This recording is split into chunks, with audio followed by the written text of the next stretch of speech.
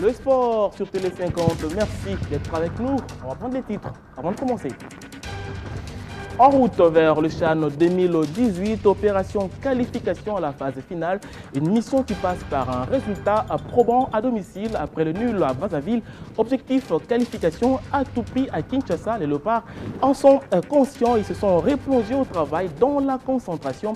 À suivre dans ce journal la séance d'entraînement de la sélection, la deuxième de la série depuis le retour à Kinshasa. Également dans l'actualité, plus que 4 jours pour le début de l'Afro-Basket 2017. La RDC sera bel et bien du rendez-vous et tout va bien côté congolais. La liste de sélectionnés a été rendue publique ce lundi et dans la foulée, les Léopards s'apprêtent à rejoindre le Mali sous peu. Détails à suivre également dans ces journaux. Voilà les titres, venons-en au détail. D'abord les basketball et l'Afro-Basket 2017, c'est l'équivalent en football de la Coupe d'Afrique des Nations. Jour J, au moins 4 pour le début de la compétition, un tournoi auquel prendra part la RDC qui fait son retour dans la compétition après plusieurs années d'absence. Un retour que les Léopards ne comptent pas rater, raison pour laquelle tout a été minutieusement préparé. La sélection nationale composée de 12 joueurs a été établie et dans la foulée, les Léopards quittent le pays. C'est mercredi, direction Bamako.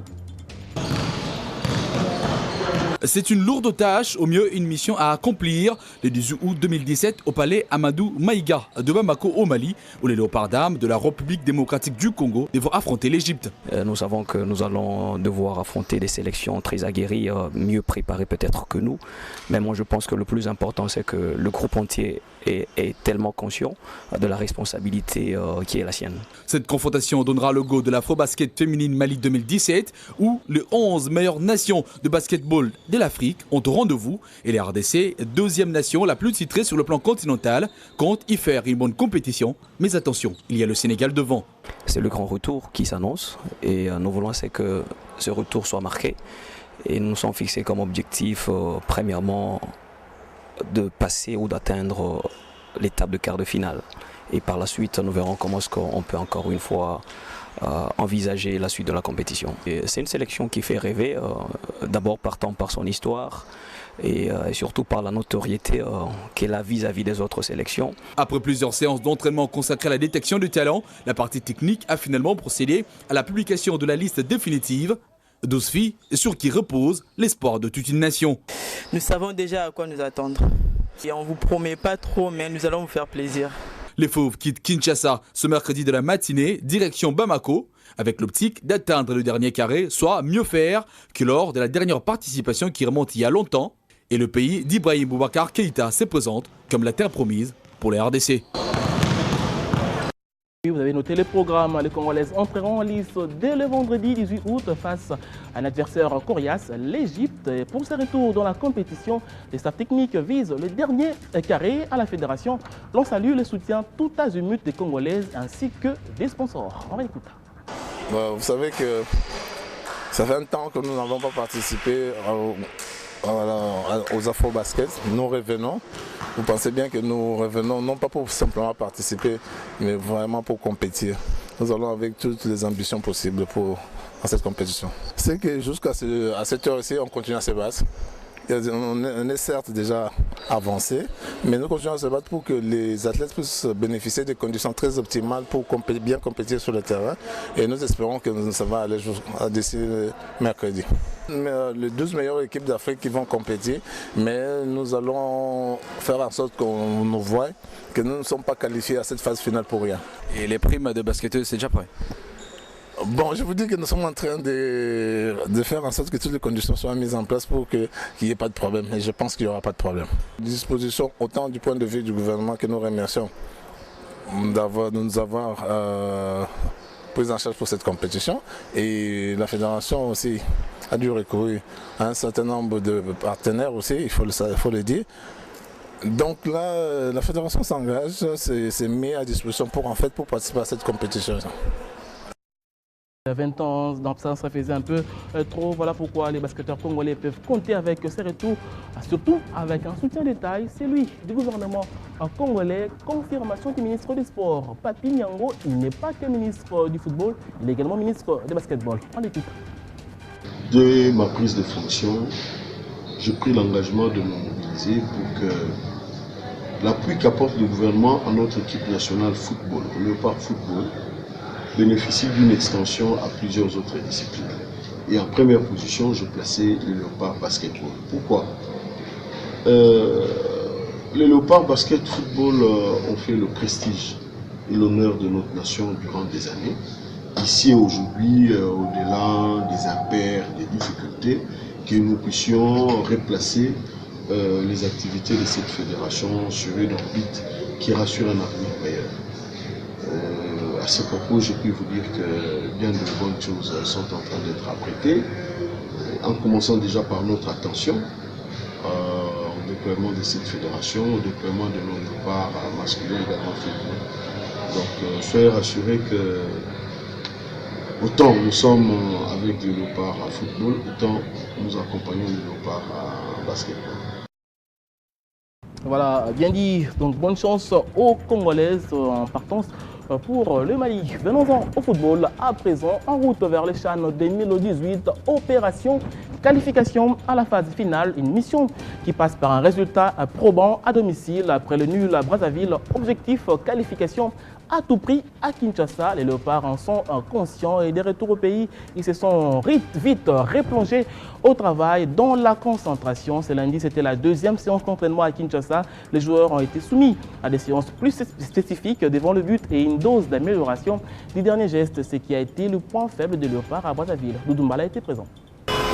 Béatrice Hôtel, nous sommes à plein cœur de la municipalité de la Gombe. Il est 9h30, les léopards locaux de la RDC, écouteurs à l'oreille, échangeant les uns les autres, ont déjà la tête tournée vers le samedi 19 août, date décisive pour l'équipe RD congolaise qui doit absolument l'emporter. Le bus juste à côté s'est rempli petit à petit, comme il se doit. Il est 10h, c'est l'heure du départ pour le stade des Martyrs de la Pentecôte, où se tiendra la deuxième séance d'entraînement d'une sélection qui vit déjà comme une famille. 25 minutes de route, nous voici arrivés au stade de Martyrs. Détermination dans le visage des athlètes comme sur le staff technique, chacun affiche bonne mine, de quoi en être confiant avant d'affronter les Diables Rouges ce samedi. Obligé, cinquième fois, tous deux fois. Surtout la parole, c'est ça que nous avons joué. Tous nous joué expérimenté, nous joué maïl, nous joué bolingo. Toi, on est dans l'église. Donc, on est dans l'église. Donc, nous sommes tous les équipe, nous sommes des exemples. Nous sommes dans la Bible, Bible football congolais. La confiance, c'est aussi le maître mot côté des athlètes qui en appellent au soutien. Tous azimuts. C'est comme un piège pour la biso, surtout on a un avantage par rapport à biso. Parce que c'est pour la banque 0-0, malgré que c'est 0-0, on est un piège pour la biso. Parce que encaisser par la banque, en plus de ça, les façons de tenir debout, makasi pour te serrer ciment. Au lieu de marteau, il faut te marquer un billet qui doit encaisser.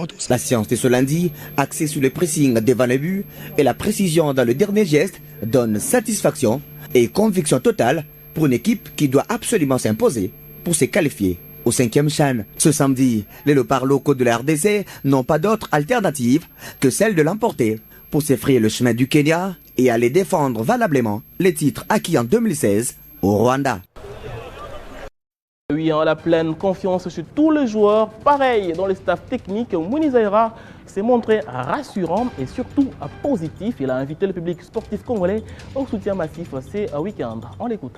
Il n'y a aucun blessé à part Bupunga qui a un problème sur la cheville. La cheville qui a été opérée là, au niveau entre la cheville et le tibia. Bon, mais sinon j'espère que ça va aller d'ici 1 ou 2 jours. Il va se remettre et tout va bien. Il n'y a aucun blessé à part ces petits bobos de Bupunga. Attendre de faire mieux de ce qu'on a fait. On a fait match nul. Bon, il y a un match à jouer. En face, il y a une équipe. À partir de là, on joue à domicile. On doit être capable de faire mieux par rapport à ce qu'on a fait au match aller. Bon, il ne nous a pas manqué grand-chose. Il y a la finition, mais on travaille dessus. J'espère que les joueurs vont s'améliorer sur ces points-là et puis essayer de faire la différence très vite. Stratégie à adopter, on doit d'abord faire ce qui était mieux à Brazzaville. On a réussi à jouer, on a réussi à bien défendre. On s'est créé beaucoup d'occasions. Pour faire mieux, il faut marquer. On a entraînement tous les jours, hein, jusqu'à la veille du match, le vendredi. Un entraînement par jour et ensuite c'est les soins. Hein. Récupération, soins. Les successeurs de Florent Ibenge, Mouini Zaïra, dont on entend de résultats. Et parce que nous évoquons Florent Ibenge, c'est lundi 14 août est une date souvenir. Pour lui, il y a 3 ans, jour pour jour, le coach de l'SV Club était nommé sélectionneur national des Léopards en remplacement du français Claude Leroy. En 3 ans, Ibenge peut se défendre d'un bilan positif et appréciable. Lui, il veut tenter le coup d'une qualification de l'RDC au mondial 44 ans après. Dis-leur de jouer, s'il vous plaît. Ce 14 août 2017, Jean-Florent Ibenge Ikwangé totalise 3 ans à la tête de la sélection nationale de la RDC. Bien qu'il néophyte dans le monde des sélectionneurs africains, cet ancien coach adjoint de Shanghai chinois en Chine a permis aux Léopards à glaner 2 précieuses médailles. En terminant 3e au terme de la Coupe d'Afrique des Nations Guinée équatoriale 2015, cette prouesse avait été réalisée par les Congolais pour la dernière fois en 1998 lors de la CAN organisée au Burkina Faso. En 2016, c'est surnommé coach Android par le public quinois remporte le prestigieux trophée de la 4e édition du CHAN organisé au Rwanda, cette fois avec la sélection locale de la RDC. La RDC est championne d'Afrique. Elle devenant ainsi le 2e entraîneur à réaliser cet exploit après Santos Moutoubile en 2009 en Côte d'Ivoire. Florent Ibenge est élevé au grade de chevalier dans l'ordre des héros nationaux. Classé 50e au tableau des meilleurs coachs mondiaux, ce natif de Mbandaka est aujourd'hui le premier technicien à avoir permis à la RDC à se pointer dans le cercle de 3 meilleures nations africaines et dans celui de 30 meilleurs au monde, classement établi par la Fédération internationale de football association. En juillet 2014, avant l'entrée en fonction officielle de Yaflo à la tête de la sélection nationale, la RDC occupait la 96e position au monde. Et s'il a presque tout fait avec les Léopards, Ibenge a pour dernier défi qualifié son pays à la Coupe du Monde 2018, plus de 40 ans après sa dernière participation.